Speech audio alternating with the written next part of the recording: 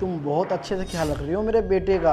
हाँ राजा, मैं ना तुम्हारे बेटे का ना बहुत अच्छे से ख्याल रखती हूँ। अच्छा, तो तुम जसमीत एक बार यार मेरे बेटे से मेरी बात तुम करा सकती हो? हाँ राजा, तुम्हारे बेटे से मैं अभी बात कराती हूँ। ये लो, पापा से बात करो। हाँ हाँ पापा, मैं ठीक हूँ। सुन लिया राजा? अरे हाँ हाँ, मैंने बहुत अच्छे से सुन लिया जसमीत कि तुम मेरे बेटे का कितने अच्छे से ख्याल रख रही हो। हाँ राजा ठीक है, हम ना मैं फोन रखती हूँ। तुम्हारे बेटे के लिए ना मुझे खाना बनाना है। हाँ ठीक है ठीक है।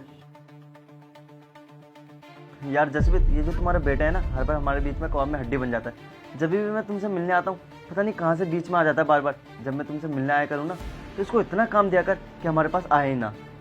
अरे साहिल, तुम ना बिल्कुल भी चिंता मत करो, एक दिन ना मैं इसका किस्सा खत्म ही कर दूंगी।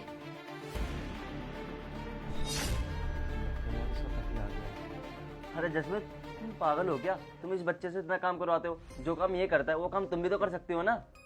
अरे साहिल, ये क्या हो गया तुम्हें? अभी तक तो तुम मेरी साइड ले रहे थे और अब इसकी साइड ले रहे हो। यार जसमीत, तुम ये कैसी बातें कर रहे हो? तुम्हें तो पता ही है ना, इसका मेंटल हेल्थ सही नहीं होता है।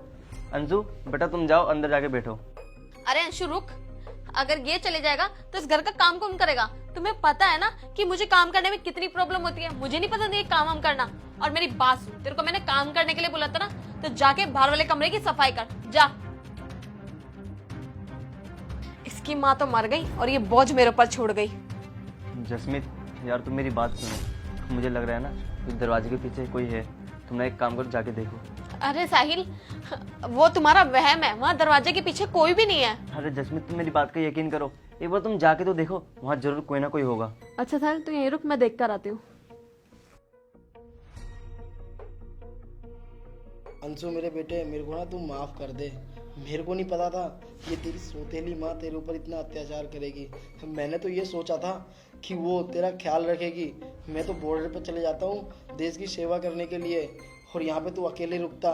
इस वजह से मैंने सोचा कि क्यों ना मैं शादी कर लूँ और तेरी माँ आएगी, वो तेरा ख्याल रखेगी। और मुझे नहीं पता था वो तेरे ऊपर इतना अत्याचार करेगी। अब ना उसको मैं छोड़ूंगा नहीं। वो पापा मम्मी मेरे पे ना बहुत अत्याचार करती है। मैं जब भी पढ़ाई करता हूँ तो कभी काम दे देती है, बर्तन दो, कभी कपड़े दो। ऐसे मैं बहुत तंग हो गया मम्मी से।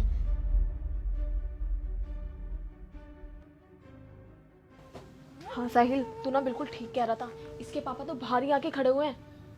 अरे यार, अब क्या करें? मेरे को तो ऐसा लगता है कि अंशु ने ना सारी बातें अपने पापा को बता दी होगी। अच्छा चल, एक काम कर, तू ना अंशु से पहले ना तू अपनी सारी सच्चाई खुद ही बता दे उसको। हाँ साहिल, तू ना बिल्कुल ठीक कह रहा है। मैं सारी सच्चाई ना उसको खुद ही बता देती हूँ। चल।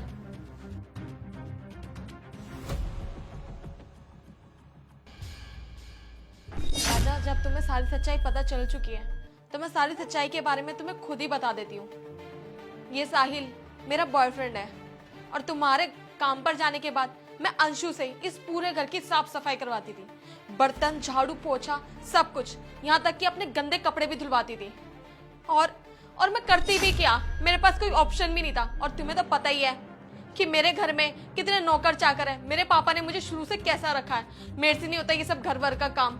और तुम्हारे बॉर्डर पे जाने के बाद मैं यहाँ अकेली घर में करती भी क्या। इस वजह से मुझे बॉयफ्रेंड बनाना पड़ा और मैंने इससे फ्रेंडशिप कर ली। अरे वाह जसमीत वाह, अच्छा हुआ तुमने अपनी सारी करतूतें अपने जुबान से खुद ब खुद कबूल कर ली।